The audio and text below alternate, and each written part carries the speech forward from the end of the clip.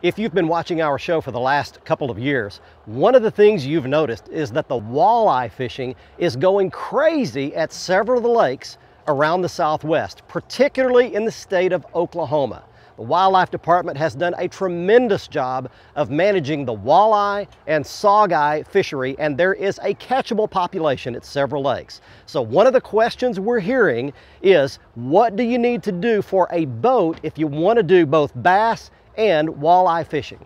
To help us answer that question, we've corralled one of the top names in the walleye professional sport of fishing, Gary Parsons, to help us answer that question.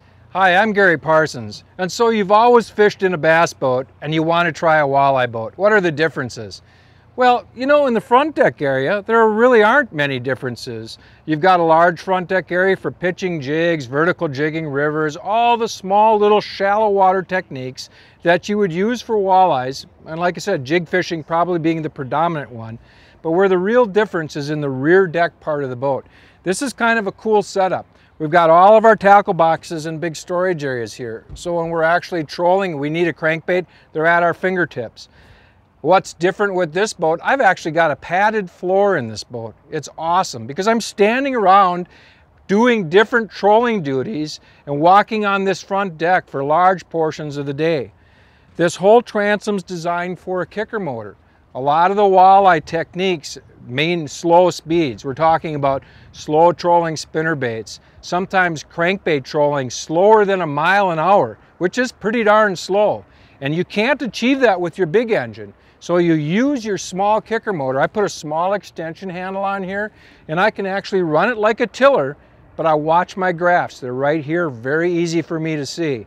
So everything surrounding me is part of my workstation.